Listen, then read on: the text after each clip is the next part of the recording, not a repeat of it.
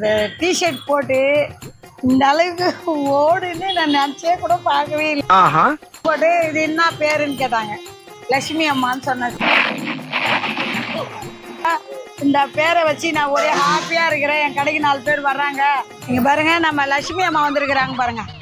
நரோடா பாருங்க, என்னடி இது நரோடா ஏஒய் பாலா பாருங்க. பாருங்க, இதெல்லாம் ஒரு தரமான ஒரு ஜெர்சி கிளாத் பாருங்க. இது எல்லாமே கிரிக்கெட் விளையாடுறவங்க பாருங்க, விளையாடலாம், வீட்டுல போட்டுக்கலாம், எல்லாமே பண்ணலாம் பாருங்க.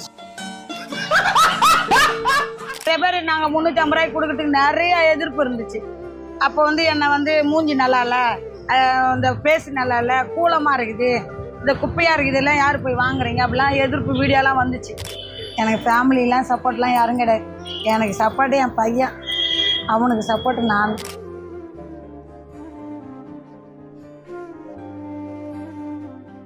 என் பேர் செல்வி. நான் பிறந்தது வந்து காசாந்திட்டு. நான் அரியாமத்தில் கல்யாணம் பண்ணிக்கினேன். இங்கே நயினார் மண்டபத்தில் கடை வச்சுருக்கிறேன். நம்ம ஹோல்சேலில் ஒரு கம்மி ரேட்டுக்கு 350 ரூபா ஒரு சட்டைன்னு விற்கிறேன். பேண்ட்லாம் பார்த்தீங்கன்னா 599 ரூபா கம்மியான ஒரு இதெல்லாம் பார்த்தீங்கன்னா ஒரு காலேஜுக்கு ஸ்டூடெண்ட்ஸுக்கு போட்டுக்கிற மாதிரி இருக்கும். நல்லா அருமையாகவும் இருக்கும். குரூப் சட்டை, இந்த ஆடி மாதம் இந்த மாதிரி பொங்கல் டைமுக்கெல்லாம் குரூப் சட்டை கேட்குறவங்களுக்குலாம் நம்ம கடை செட் ஆகும். நான் வெறும் 350 ரூபா தான் நான் கொடுக்குறேன். அதனால் நம்மக்கிட்ட வந்து வீடியோ போட்டால் கூட ஓரளவுக்கு ஓடிடும். ஒரு துணி எடுத்து காட்டினா கூட ஓடிடும். ஆனால் இந்த டிஷர்ட் போட்டு இந்த அளவுக்கு ஓடுன்னு நான் நினச்சே கூட பார்க்கவே இல்லை. அது என்னன்னா பெங்களூரு, இந்த கேரளா, இந்த பாலக்காடு, இந்த ஊர்லலாம் நம்ம ஐடியா வந்து ஃபாலோ பண்ணுறாங்க. துபாய் இந்த மாதிரிலாம் அவங்க என்ன பண்ணிட்டாங்க, என்னை பேசிக்கின்னு இதுமாரி என்னன்னா டிஷர்ட் இருக்குது பாட்டின்னு கேட்டாங்க.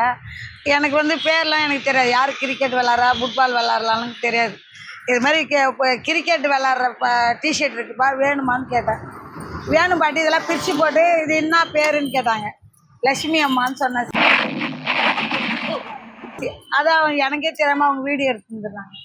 வீடியோ எடுத்து இன்ஸ்டாகிராமில் அப்படி போட்ட உடனே அவங்களுக்கே சர்சான்னு ஓடிடுச்சு.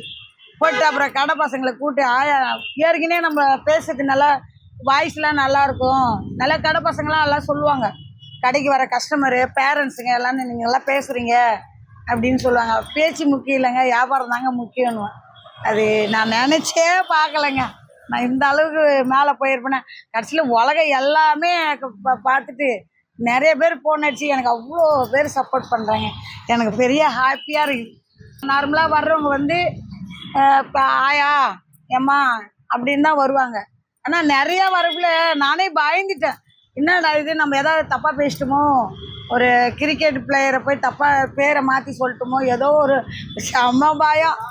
அப்புறமா தான் கேரளாவில் வந்து ஒரு குரூப் வந்து பாட்டி உங்கள் வீடியோ வந்து செம்ம வைரல் ஆயிடுச்சு, நீங்கள் எங்கேயே ட்ரெண்டிங்னா என்னப்பான்னு கேட்டேன். நான் ட்ரெண்டிங்னா என்னப்பா, உன் வீடியோலாம் பீச்சு நல்லா பேசுகிறீங்க, நீங்கள் மேலே போகிறீங்க, நீங்கள் மேலே போய் நீங்கள் என்ன ஆசைப்பட்றீங்கன்னு கேட்டாங்க. அதெல்லாம் அப்படிலாம் சொல்லாத, நான் ஒரு சட்டை 350 ரூபா விற்கிறேன், 1 லட்ச ரூபாய்க்கு போட்டேன்னா அந்த 1 லட்சம் கடையை விட்டு போயிடுச்சுன்னா அடுத்த ஸ்டாக் வைப்பேன். ஏன்னா நம்மக்கிட்ட உடனே போயிடும். இந்த ஸ்டாக்கு கொண்டாந்து இப்படி காட்டி வீடியோ போட்ட உடனே போயிடும். அந்தளவுக்கு சப்போர்ட் பண்ணுவாங்க.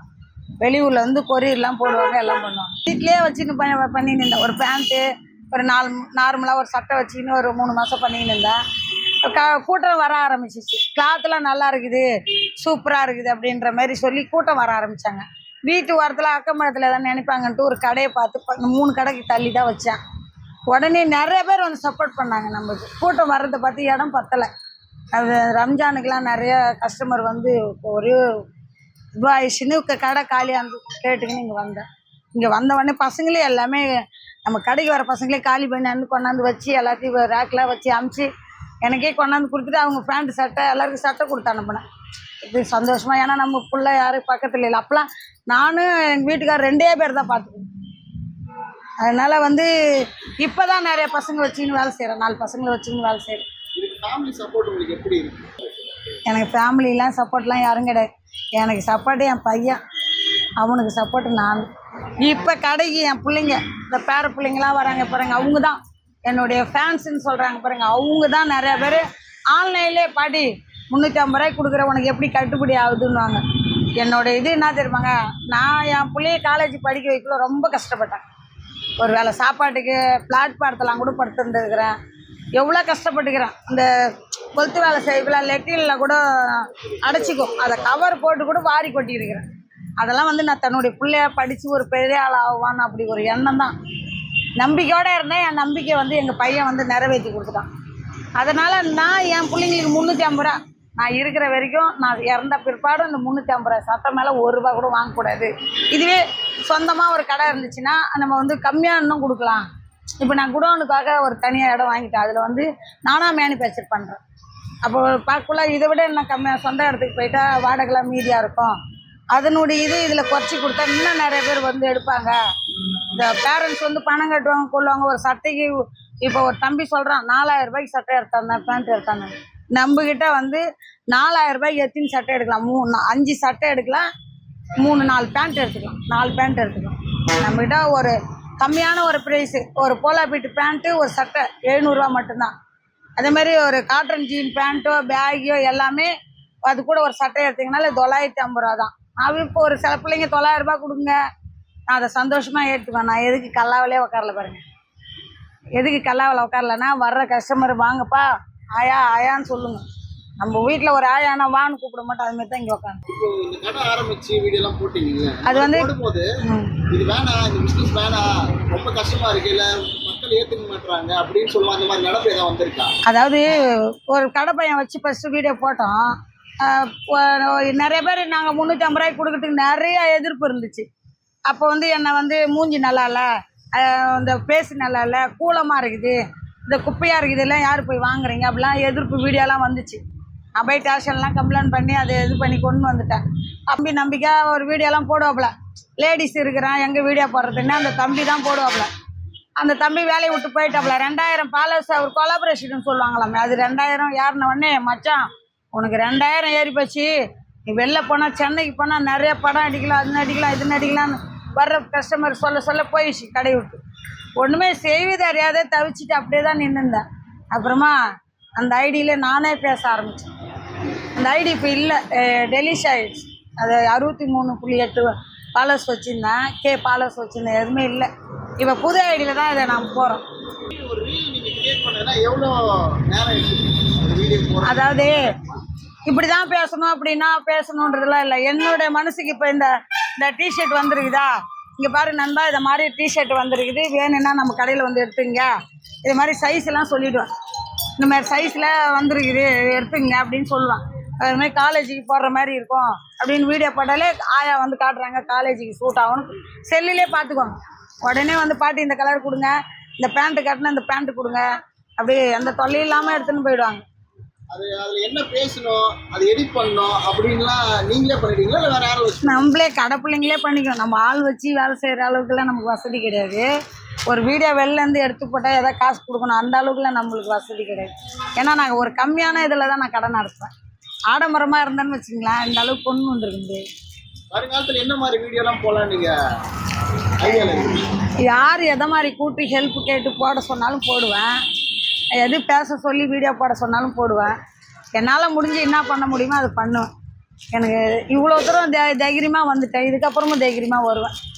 இந்த வீடியோ வைரல் ஆனதுக்கு முக்கிய காரணம் நீங்கள் எதை நம்புறீங்க? அதாவது இல்லை உங்களோட திறமையா, இல்லை எதிர்பார்க்காததா, அனுபவமா? எனக்கு பேச்சு திறமைன்னு நிறைய பேர் கடை வச்சு வீடியோ போட்டலேருந்து உன் பீச்சுன்னா என்னன்னு தெரியாது. நானே திருப்பி கேட்பேன், உங்கள் பீச்சு வந்து செம்ம வைரல் ஆகுது, இந்த பீச்சுக்காக நீங்கள் அங்கேயே போவங்க பாட்டி, அப்போல்லாம் நான் இந்த கடையெல்லாம் நடத்துவீங்களான்னு கேட்டதுங்க பிள்ளைங்க, கடை பிள்ளைங்களே. அப்புறம் வீடியோவும் ஓடாதே இருந்துச்சு, 2000க்கு மேலே தாண்டாது. அப்புறம் தம்பிங்களாம் கடையில் வேலை செய்கிற பிள்ளைங்களாம் ஏன்டா முன்னுக்குறீங்க, இது மாதிரி ஓடலை, இப்போ என்ன இது படித்து காட்டுங்க, டிஷர்ட் வந்துருக்குது, இப்போ கிரிக்கெட் நடக்குது, இதை போடுவோம் வான்னு கூப்பிட்டேன். அவங்க வந்து வீடியோலாம் வரமாட்டேன், நீங்கள் என்ன போட்டுக்க அப்படின்ட்டாங்க. அதுக்கப்புறம் நானாக தான் படித்தேன். அப்புறம் பெங்களூர்லேருந்து தம்பிங்க வந்தாங்கல்ல, அந்த டைம் தான் நம்ம எப்போயும் மேலே போனால் தாம்மா நம்மளுக்கு சப்போர்ட் பண்ணுவாங்க அப்படின்னு நானாக தான் சார் பேசினேன். நானாக தான் பேசுவேன், படப்படன்னு நல்லா பேசுவேன். நீங்கள் என்ன பேச சொன்னாலும் பேசுவேன், ஆனால் எனக்கு என்ன தோணுதோ அதை நான் பேசுவேன். ஒரு கண்டென்ஸாக நான் வீடியோ போடவே மாட்டேன். புதுசாக இப்போ வீடியோ போடுறாங்க, நிறைய பேர் புதுசாக போடாமல் நினைப்பாங்க, அவங்களுக்கு என்ன அறிவுரை சொல்லலாம் நினைக்கிறேன்? அதாவது நிறைய பேர் நிறைய மாதிரிலாம் போடுவாங்க, அதெல்லாம் நம்ம ஏற்றுக்கக்கூடாது. நமக்கு என்ன தேவையோ, நம்ம என்ன பிஸ்னஸ் பண்ணுறோம், நம்ம வீடியோ ஓடுதா, நம்ம கடைக்கு 4 பேர் வராங்களா, அதுதான் சார். நம்ம மற்றவங்கள பார்த்து போகிறோமும் பட்டது கிடையாது. வாழ்க்கையிலையும் அவங்க அப்படி வாழுறாங்களே, நம்ம அப்படி வாழணுமே நினைக்கல. எனக்கு கிடைச்சதை வச்சு எங்கள் பையன் ஒரு பொக்கிஷன் மாதிரி கிடைச்சான். எனக்கு ஒரு சப்போர்ட் பண்ணால் நான் வேலைக்கு போகக்குள்ள புள்ள ஒரு ஒழுக்கமாக இருந்தது. நான் வேலைக்கு போனால் சம்பாரித்தேன். வயசான காலத்தில் புள்ள அம்மா வந்து ஒரு கடை வச்சுருக்கணும், முடியாத பட்சத்தில் உடம்பு ஒரு மாதிரி ஆகிடும்ன்றதுனால தான் அந்த கடை வச்சு. இப்போ நம்ம பிள்ளைங்க வந்து சப்போர்ட் பண்ணுங்க. கடையில் ஆயான்னு இப்போ கூட பாருங்கள், விழுப்புரத்துலேருந்து வந்து எடுத்துன்னு போகிறாங்க பாருங்க. இந்த வீடியோ வந்ததுக்கு அப்புறம் ஏதாச்சும் ஒரு மெசேஜ் உங்க வீடியோல வந்திருக்கும்ல, ரொம்ப பார்த்து சிரிச்ச மெசேஜ் என்ன இருக்கு? நான் பார்த்து சிரிச்ச மெசேஜ் கமெண்ட்ல ஏதாவது போடுவாங்கல்ல? இப்போ அந்த வைரலான வீடியோவிலையா பாட்டி அந்த லட்சுமி அம்மாவுக்கு வந்து புடவெல்லாம் கட்டி லட்சுமி அம்மா சிலை மாதிரி போட்டு அந்த தம்பிக்கு போட்டதெல்லாம் ரொம்ப சிரிப்பாக. ஒரு விதத்தில் பயம் வந்துச்சு. ஏன்னா அவங்க எவ்வளோ பெரிய ஃபுட்பாலு, நம்ம வந்து எதாவது இழிவாக பேசிட்டோமோ, ஏதோ வாயை விட்டுட்டோமோன்னு செம வர போகுது. வயிற்றுல அடி வயிற்று கலக்குது. அப்புறமா எல்லாருமே எல்லாம் நல்லா ஃபோன் பண்ணி நல்லா சிரிப்பாக பேசுகிறீங்க, சப்போர்ட் பண்ணுறேன் பாட்டி, இன்னும் மேலே வாங்கினக்குள்ள தான் நம்ம வீடியோ ஏதோ இப்போ ஆயிருக்குது பழகுன்னு. எனக்கு அதெல்லாம் தெரியாதுப்பா. நம்ம பள்ளிக்கூடம் போய் அதுக்கெல்லாம் படிச்சுட்டு கிடையாது. யாராவது இந்த வீடியோ பார்த்து செலிபிரிட்டி யாராவது உங்களுக்கு கால் பண்ணாங்க? பெரிய நட்சத்திரம் யாராவது உங்களுக்கு கால் பண்ணாங்களா? இல்லை ஃபேமஸான ஆளுங்க யாராவது பேசினாங்களா? அந்த கிரிக்கெட் வீரர் அஸ்வின் சார் போட்டார் வீடியோ. அதை பற்றி மக்களுக்கு தெரியாத விஷயம் என்ன ஒரு ரகசியம்? அதாவது இந்த பாட்டி வந்து ஒரு வயசானவங்க கடன் நடத்துகிறாங்க, கம்மியான விலையில் தராங்க. இதை நம்ம போய் எடுப்புன்னு அவங்களுக்கு ரகசியம் தெரியல. ஏன்னா நம்ம ஒரு செலிப்ரிட்டியாக இருந்து ஒரு வீடியோ போட்டால் அவங்க பின்னாடி போய் நின்று 10 பேர் பார்க்க வேடிக்கை பார்ப்பாங்க. நான் ஒரு வயசான வீடியோ போடுறேன்ல, அவங்கக்கிட்ட எப்படி போய் இது பண்ணுறதுன்னு பார்ப்பாங்க. நான் எதுக்குமே இது பண்ண மாட்டேன். என்னை பொறுத்த வரைக்கும் இன்னைக்கு இல்லை நாளைக்கு. உங்கள் வெற்றிக்கு ஒரே ஒரு லைனில், உங்கள் வெற்றிக்கு ஒரு காரணம் என்ன? ஒரே லைனில். என்னுடைய வெற்றிக்கு காரணம் என் கஸ்டமர் வந்து எனக்கு சப்போர்ட் பண்ணுறது, எங்கள் கடை பிள்ளைங்க வந்து எனக்கு சப்போர்ட் பண்ணுறது, அதேமாதிரி என்னை வந்து வழி நடத்தின்னு போகிற என் பிள்ளைக்கு ஒன்றுன்னா நம்ம துடிப்போம்ல, ஃப்ரீயாக அம்மா வந்து பிஸ்னஸ் பண்ணணும்னு ஒரு ஃப்ரீயாக விடுறது, அது எனக்கு ரொம்ப பிடிச்சிருக்கு. ஓவர் நைட்ல ஒபாமான்னு சொல்லுவாங்கல்ல, ஒரே நாள்ல வந்து ஃபேமஸ் ஆகுதுன்னு சொல்லுவாங்கல்ல, அந்த மாதிரி நீங்க இப்ப இருக்கிறீங்க. அதை எப்படி பாக்குறீங்க? அது எப்படி பாக்குறேன்னா, என்னால நம்பவே முடியல. ஏன்னா நம்ம கீழே இருந்துட்டு நம்ம மேலே போகிறவனுக்குள்ள நம்ம மேலே போய்க்கிறோன்னு சொன்னால் நான் அதை நம்புவேனா? இது வரைக்கும் அந்த செலிப்ரிட்டி நம்மளுக்கு கால் பண்ணி பேசுனது கிடையாது.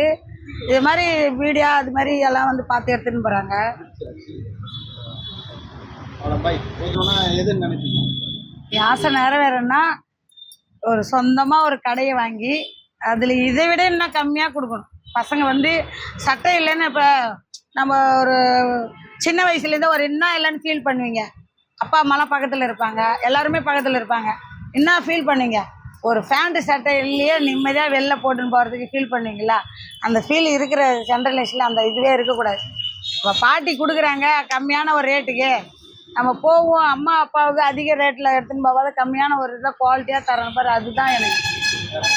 உங்களை பற்றி மக்களுக்கு தெரியாத சீக்ரெட் என்ன மாதிரி அதான் சொன்னேனே, கம்மியான ஒரு ப்ரைஸில் தரேன். ஒரு சின்ன கடையாக இருக்குது. நம்ம ஒரு மேக்கப்லாம் இல்லாமல் ஒரு வீடியோ போடுறோம். இது நிறைய பேர் பசங்களுக்கு பிடிச்சிருக்குது என்னுடைய வீடியோ, பெரியவங்களுக்கு பிடிச்சிருக்குது, குழந்தைக்கு பிடிச்சிருக்குது. இதை விட என்ன சார் வேணும்? எனக்கு எல்லாம் பிடிச்சி தான் நான் கடை நடத்துகிறேனே. எல்லாம் முழுக்க உங்கள் சப்போர்ட்டும் எனக்கு வேணும். நீங்கள் வீடியோ போடுறத பார்த்து யாராச்சும் உங்களுக்கு கிண்டல் பண்ணியிருக்காங்க? பண்ணியிருக்கேன், அது நிறையவே இருக்கு. அது ஒரு மூஞ்சி, அது வீடியோ போடுது எப்படி போடுறாங்க பாரு, அதெல்லாம் பார்த்துட்டு போகிறீங்களான்னு கூட விமர்சனம் நிறையா வந்துச்சு. எதிர்ப்பு வீடியோலாம் வந்து அதெல்லாம் சொல்ல வேணாம் சார். ஒரு பிஸ்னஸில் நடந்தது, அதனால தான் நான் அந்த ஃபோட்டோவே போட்டேன். உங்கள் மனநிலை எப்படி இருக்கு? ரொம்ப பாதிச்சு, ரொம்ப ரொம்ப ஒரு 2-3 நாள் அழுது ஒரு மாதிரியா இருந்துச்சு. என்னடா கடவுள் வந்து சென்னையிலேருந்தே கஷ்டத்தை கொடுக்குறாரு, ஏதோ நாம் ஒரு 350 ரூபாய்க்கு ஒரு சட்டை கொடுக்குறோம். ஒரு லேடிஸை வந்து மூஞ்சி கண் இதெல்லாம் பார்த்து ஒரு இழிவாக பேசினா எவ்வளோ ஒரு மனநீதியாக இருந்தேன்னா அப்படியே பாதிக்கப்பட்டேன். அதுக்கப்புறம் தான் நாங்கள் கடையில் முடிவு பண்ணி இந்த வீடியோ இந்த ஃபோட்டோ போட்டு இந்த கட்டை போட்டது.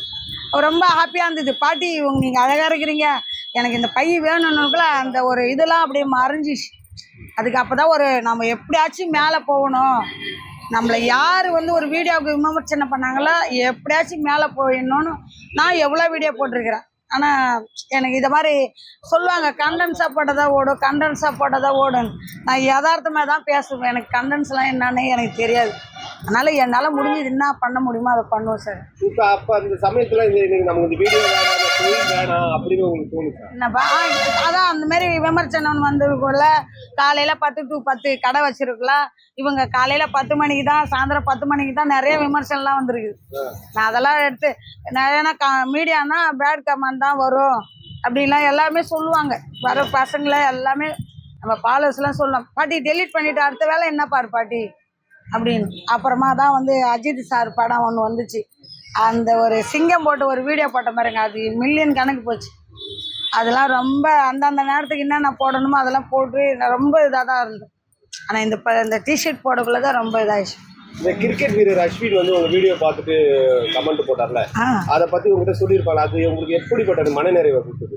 அவரு எல்லாம் ரொம்ப சிரிச்சாங்க. அது போதும் சார். அவங்க எவ்வளோ பெரிய ஆள். அவங்க வந்து ஒரு 10 நிமிஷம் ஒதுக்கி வீடியோ போட்டு அது கூட யாரோ ஒரு அம்மா பேசுகிறாங்க, ஒரு லேடிஸ். அவங்க செமத்தியாக சிரிக்கிறாங்க. 1000 கஷ்டம் 1000 வலி இருந்தாலும் அந்த சிரிப்பு இருந்தா வாய் விட்டு சிரிச்சா நோய் விட்டு போகும்னு சொல்லுவாங்கள்ல, அதுமாரிலாம் நான் அவங்க பார்த்தோன்னே ரொம்ப ஹாப்பியாக இருந்தேன். அவங்க கடைசியாக சொன்னாங்க பாருங்க, 350 ரூபாய்க்கு தான் கொடுக்குறான்றாங்க, அதுவும் ஆன்லைனில் இருக்குதுன்னு சொல்கிறாங்க பாருங்க. அவங்க எனக்கே சப்போர்ட் பண்ணிட்டாங்க பாருங்க கடைசியாக. அது ரொம்ப சந்தோஷமாக இருந்தது. பசங்க எடுத்தாந்து காட்டுச்சிங்க. ஆனால் வந்து யதார்த்தமாக இதை மாதிரி இது பாருங்கள், சட்டை வந்துக்குது, பேண்ட்டு வந்துக்குது, வாங்கன்னு சொன்னால் கரெக்டாக வந்து எடுத்துக்குவாங்க. ஆன்லைனில் ஆர்டர் நமக்கு என்ன தேவை சார், இப்போ இந்த 10 சட்டை வைக்கணும், ஒரு வாங்கப்பானா வந்து எடுத்துக்குவாங்க. ஆன்லைனில் இருக்குதுன்னா வந்து எடுத்துக்குவாங்க. இப்போ குவைட் பண்ணணும், அதாவது நிறுத்தணும்னு நினச்சிங்கன்னா எதை நிறுத்துவீங்க? அது மாதிரிலாம் ஒன்றும் இல்லை சார். எவ்வளோன்னா நம்ம கஷ்டத்தை கடந்து வந்ததுனால அதை வந்து நான் ஈஸியாக எடுத்துக்கினேன். இதை வேணாம், இந்த பிஸ்னஸ் வேணாம். பசங்க வந்து 3 சட்டை 350 ரூபாய் போடக்குள்ள கடையே காலி ஆயிடுச்சு. பின்னாடி வரவங்களுக்கு கொடுக்க முடியாமல் போயிடுச்சு இல்லை. அப்போ வந்து அந்த பசங்களாம் ஃபீல் பண்ணக்குள்ள, நடா இது இந்தமாரி ஆயிடுச்சு, முன்ன வந்தவங்களே எடுத்துட்டாங்க, பின்ன வந்தவங்களே கொடுக்க முடியலன்னு அந்த ஒரு ஃபீலிங் இருந்துச்சு. நம்ம வந்து எல்லாருக்கும் கொடுக்க முடியாமல் போயிடுச்சு அப்படின்ற ஒரு ஃபீலிங் இருந்துச்சு. இப்போ நீங்கள் பேரை வந்து தப்பாக சொல்கிறீங்க, அப்போ தப்பாக சொல்கிறீங்க, ஆனால் வந்து அது வைரல் ஆகிடுச்சு. ஆனால் நம்ம தப்பாக சொல்கிறோமே, அது மற்றவங்களுக்கு கஷ்டம், அவங்களுக்கு ஏதாவது பிரச்சனை வருமா, அவங்களால அப்படி ஏதாவது பயந்துருக்கிறீங்களா? அது போடக்குள்ள நான் சொல்லிட்டேன், ஸ்பெல்லிங் மிஸ்டேக் தான்ப்பா படிப்பேன், எனக்கு வந்து இது கரெக்டாக இல்லைன்னா அவங்களுக்கு கோச்சிக்க மாட்டாங்களான்னு கேட்டேன். நம்மக்கிட்ட வந்து போடுன்னு சொன்ன பிள்ளைங்கிட்ட. அவங்களாம் எடுத்துக்க மாட்டாங்க, நீங்கள் பேசுகிறதே ஈஸியாக தான், விளையாட்டாக தான் இருக்குது அப்படின்னு சொல்லிட்டு அதை ஈஸியாகவே தான் எடுத்துக்கினாங்க. எல்லாருமே எல்லா சாருமே இது வரைக்கும் எதுவுமே ஏன் அப்படி போட்டீங்கன்னு கேட்டேன். தொடர்ந்து இதே மாதிரி வீடியோ போடுறீங்க, நல்லா வைரல் ஆகுது. ஃபேன்ஸோடைய சப்போர்ட் எப்படி இருக்கு? எவ்வளோ பேர் வராங்க? வரவங்க உங்ககிட்ட ஃபோட்டோ எடுக்கிறாங்களா? எது மாதிரி பழகுறாங்க? நல்லா ஆயா, நம்ம வந்து மேலே போயிட்டோம் ஆயா, நீங்கள் ஒன்றும் கவலையே படாதுங்க ஐயா, இன்னும் எல்லாமே உலகமே பார்க்குது, நீங்கள் பெரிய ரீச் ஆகிட்டீங்க, நிறைய பேர் ஃபோட்டோ எடுக்கிறாங்க. நான் ரீச் ஆனாலும் நீங்கள் ரீச் ஆன மாரி தான், உங்களுடைய சப்போர்ட் இல்லை நான் மேலே போயிருக்க முடியாது அப்படின்னு இன்னும் ஃபோட்டோலாம் எடுத்துன்னு போவாங்க. ஒன்றும் எதுவும் கிடையாது. அதாவது எனக்கு இன்னும் யாருமே இல்லைன்னு நினச்சிருந்தேன். என்னுடைய வீடியோ எடுத்து அவங்க போடக்குள்ள நான் அதை வந்து ஒரு இதுவாக எடுத்துக்கல.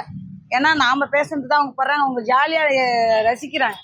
இந்த ஜாலி தானே. இப்போ அவங்களுக்கு 1000 கஷ்டம் இருக்கும், அதை எடுத்து வீடியோ போட்டு சிரிக்கிறாங்கல்ல, அது என்ன சந்தோஷமாக தான் நினைக்கிறேன். இந்த கிரிக்கெட் பிளேயர் தான் தப்பாக நினைக்கக்கூடாது. நான் பாட்டி பிகாம் சொல்கிறாங்க, தமிழம்மா லட்சுமி அம்மான்னு சொல்கிறாங்க, அந்த பஞ்சிமான்னு சொல்கிறாங்கன்னு அவங்க தான் தப்பாக நினைக்கக்கூடாது. எனக்கு அது ஒரு ஃபீலிங் இருந்துச்சு. இதே மாதிரி தொடர்ந்து வீடியோ போடுறீங்க, நிறைய கண்டென்ட் கிரியேட்டர்ஸ் வராங்க, அவங்கன்னா உங்களை எப்படி அணுகுறாங்க? சந்தோஷமாக பார்க்குறாங்க. நேற்று துபாயிலேருந்து ஒரு அம்மா பேசினாங்க, லட்சுமி அம்மா நான் உங்களுடைய ஃபேனு, இது மாதிரி நான் பேர் மாற்றிட்டாம்மா சொல்கிறேன், எனக்கு படிக்க தெரியாதுன்னா அதெல்லாம் ஒன்றுமே இல்லைம்மா, அது படிக்க தெரியாதாலும் அதை எழுத்து கூட்டி இங்கிலீஷில் படிக்கிறீங்களா, அது அந்த படிக்கிற விதம் நல்லா இருக்குது, நீங்கள் பேசுறது நல்லா இருக்குது, பிடிச்சிருக்குது. எங்கள் அண்ணனுக்கு ரொம்ப சந்தோஷம். ஏன்னா எங்கள் அம்மா உயிரோட இருந்து இதை பார்க்கலேன்னு அவரே ஒரு மாதிரி கண்ணு கலங்கிட்டார். நம்ம சின்ன வயசுலேருந்து ஒரு கிராமம், அப்புறம் வந்து குடும்ப பிரச்சனை நிறையா, அதில் பிள்ளைங்கள வச்சுக்கின்னு தனியாக இருந்தோம், கஷ்டப்பட்டோம். அதான் சொல்கிறேனே சார், கொளுத்து வேலைக்கு போய் ஒரு லெட்டின் அடிச்சிங்கன்னா கூட கையில் கவர் போட்டு வாரி கொட்டுவோம் சார். அந்த அன்னன்னைக்கு கொடுக்குற சம்பளம் என்னன்னா கொளுத்து வேலை மட்டும்தான் கொடுப்பாங்க, மற்ற கம்பெனிக்கெலாம் போன மாதம் சம்பளம் தான். இன்னைக்கு இவ்வளோ கடின உழைப்பால் வந்து இவ்வளோ செலிப்ரிட்டியாக மாறி இருக்கீங்க. உங்களை கேவலமாக பார்த்தவங்களுக்குன்னா அவங்க இப்போ இப்படி உங்ககிட்ட வந்து பேசுகிறாங்க. என்கிட்ட கேவலமாக பார்த்தவங்க நம்மளுக்கு எதிர்த்து வீடியோவே போடுறதில்லைன்னு நினைக்கிறேன். ஏன்னா அதை பற்றி எதுவுமே எடுக்கிறது கிடையாது. நான் மேலே ஏந்தி நின்று நம்மளை நம்பி வரப்போ நீங்கள் வரீங்க சார், 350 ரூபா சட்டை சொல்கிறேன். நான் நல்லா இருக்கிறேன் சார், 250 ரூபா எடுத்துங்கன்னு என் வாயால் சொல்லணும் சார். நான் அடுத்த வீடியோன்னு ஒன்று வந்துச்சுன்னா நான் சொந்தமாக ஒரு கடை வாங்கி அதில் உட்கார வச்சு 250 ரூபா சார்னா நீங்கள் கண்டிப்பாக வந்து எடுப்பீங்க. எம்லேருந்து 4XL வரைக்கும் தரேன். உங்களை அதாவது வந்து குடும்ப ரீதியாகவும் அக்கம் பக்கத்துல ரீதியாகவும் உங்களை வந்து புறக்கணிச்சாங்கல்ல, அவங்கன்னா உங்களை இப்போ எப்படி பார்க்குறாங்க? ஐயோ நான் செய்யலை, ஐயோ பணம் சேர்ந்து போச்சு, நகை சேர்ந்து போச்சு, இதை மாதிரி ஒரு கடை வச்சு நல்லா உட்காந்துக்கிறாங்களே, எது செய்யலைன்னு என் உறவினரே என்னை கேவலப்படுத்தினவங்களே, என் வீடு வராதவங்களே. நான் ஒரு ஒட்டு திணிலாம் கூட இருந்துக்கிறேன் சார், வாடகை கொடுக்க முடியாமல் பசங்களை வச்சு. அன்னைக்கு வேணான்னு சொன்னவங்களே இன்றைக்கி வீடு தேடி வந்து எனக்கு அது செய்யலை இது செய்யலை ஸ்டேஷன்லாம் போய் கம்ப்ளைண்ட் பண்ணாங்க. எல்லாத்தையும் தாங்கிக்கின்னு தான் சார் இங்கே வந்து உட்காந்துருக்கு. நீங்கள் ஒரு திருமண நிகழ்ச்சி போகிறீங்க, ஃபங்க்ஷன் போகிறீங்க, அங்கே உங்ககிட்ட எல்லாம் வந்து ஃபோட்டோஸ் எடுத்துக்கிறாங்களா, எப்படி இருக்கு? அதெல்லாம் யாரும் எடுத்தது கிடையாது. யார் சார் சிம்பிளாக இருந்தால் கூட வந்து ஃபோட்டோ எடுப்பாங்க. நாம தான் போய் அவங்க கூட போய் நிற்கிறதுக்கு கொஞ்சம் அசிங்கப்பட்டுன்னு இடையே நிற்பேன். ஏன்னா நம்மக்கிட்ட தரமான நகை இருக்காது, புடவை இருக்காது. என்கிட்ட அதிகமாக புடவை எல்லாமே இருக்காது. இப்போ கூட பாருங்கள், இந்த வீடியோலாம் பாருங்கள், சிம்பிளாக தான் இருப்பேனே. வெளிநாடுகள் வந்து வீடியோ பார்த்துட்டு ஏதாவது ஆன்லைனில் ஆர்டர் பண்ணுறாங்களா, இல்லை உங்ககிட்ட பேசுகிறாங்க? அதெல்லாம் நிறையா, 100க்கு ஒரு 50% வெளிநாட்டிலேருந்து தான் நமக்கு சப்போர்ட். உங்களுக்கு சினிமாவில் வாய்ப்பு வந்தால் நடிப்பீங்களா? எனக்கு வாய்ப்பா என்ன சார் சொல்ல, வந்தாலும் வந்துடும். சினிமா நடிப்பு என்ன சார், நீங்கள் எவ்வளோ பெரிய கேள்வியை முன் வச்சுக்கிறீங்க. நான் ஒரு சின்ன கடை வச்சுக்கணும், ஏதோ ஒரு வீடியோ ரீச் ஆயிடுச்சுன்னா அப்படிலாம் வாய்ப்பெலாம் வராது. அப்படி ஒரு வாய்ப்பு வந்தால் நம்ம கடைக்காக நம்ம பிஸ்னஸை மேலே கொண்டு போகணும்னு அப்படி ஒரு வாய்ப்பு வந்துச்சுன்னா கண்டிப்பாக போவேன். செலிபிரிட்டிஸ் உங்களை பார்க்குறதுக்கு கூப்பிட்றாங்க, நடிகைகள், அது உங்களுக்கு இந்த கிரிக்கெட் வீரர்கள். நீங்கள் சொன்னீங்களே இந்த லக்ஷ்மி அம்மாள் கூட உங்களை கூப்பிட்டாங்கன்னா போய் பார்ப்பீங்களா? கண்டிப்பாக பார்ப்பேன். அவர்கிட்ட என்ன சொல்லுவீங்க? பேரை தம்பி உங்களை வச்சு நானே கல்புரம் காட்டிக்கிறேன் பாருங்க. அம்மா வந்து யாருன்னு எவ்வளோ கஷ்டத்தில் தான் சுமந்து வந்தேன். இந்த பேரை வச்சு நான் ஒரே ஹாப்பியாக இருக்கிறேன். என் கடைக்கு 4 பேர் வர்றாங்க. என் கடைக்கு சப்போர்ட் பண்ணவங்களுக்கு நான் ஒரு பெருமையை தேடி கொடுத்துருக்குறேன் சார். நம்ம ஆயா கடையில் போய் துணி எடுத்து ஆயா மேலே வந்துக்கிறாங்க. ஆயா மேலே வரல, அவங்க தான் மேலே வந்திருக்கிறாங்க. புரியுதுங்களா? இவரே இந்த தம்பியை வந்து ஃபுட்பால் விளாட்றதுக்குள்ளே கவனிச்சேன். இப்படி வச்சிருக்கிறாங்க, இப்படி என்னமோ பட்டெல்லாம் போட்டிருக்கிறாங்க. எல்லாத்துலேயும் கஷ்டம் தான் சார். இந்த லெசி, இந்த நரோடா, இவங்கெல்லாம் வெயிலில் கால் விளாட்றதும் நான் கஷ்டப்பட்டு நான் ஒரு வீடியோ கூட போட்டுருவேன் பாருங்க. கஷ்டம் இல்லாத வாழ்க்கையே இல்லை. கஷ்டப்பட்டால் தான் நம்ம மேலே போகிறதுக்கு ஒரு உதாரணம் சார் என்னுடைய வாழ்க்கை. சரி, நேயர்களுக்காக ஒரு தடவை அந்த டிஷர்ட்னா கொஞ்சம் எப்படி எக்ஸ்பிளைன் பண்ணுங்க. இங்கே பாருங்கள், நம்ம லட்சுமி அம்மா வந்திருக்கிறாங்க பாருங்கள். நம்ம ஜெர்சி டிஷர்ட்டில் கிரிக்கெட் பிளேயர் பாருங்கள், அருமையான ஒரு கிளாத்தில் கொண்டாந்துருக்குறேன். உங்களுக்கு வேணும்னா பாருங்க. இங்கே பாருங்கள், ஆன்லைனில் ஆர்டர் இருக்குது, வேணும்னா வாங்கிக்கிங்க. கடைக்கு வரவங்க நேராக வந்துடுங்க. இது மட்டும் இல்லை, இங்கே பாருங்கள், பாருங்கள் நரோடா பாருங்கள், நரோடா ஏஒய் பாலா பாருங்கள். இதெல்லாம் ஒரு தரமான ஒரு ஜெர்சி கிளாத் பாருங்கள். இது எல்லாமே கிரிக்கெட் விளாட்றவங்க பாருங்கள். இங்கே பாருங்கள், பிகாம் பாருங்கள், ஒரு அருமையான ஒரு கிளாத்து. இதெல்லாம் பார்த்தீங்கன்னா சைஸ் பார்த்தீங்கன்னா எம்லேருந்து XXX வரைக்கும் இருக்குது பாருங்கள். விளாட்லாம், வீட்டில் போட்டுக்கலாம், எல்லாமே பண்ணலாம் பாருங்கள். சூப்பராக இருக்குது பாருங்கள். இங்கே பாருங்கள், நரோடா பாருங்கள், சூப்பரான ஒரு கலெக்ஷன் பாருங்கள் நம்மகிட்ட. இங்கே பாருங்கள், ராமோஸ் பாருங்கள், ராமோஸ்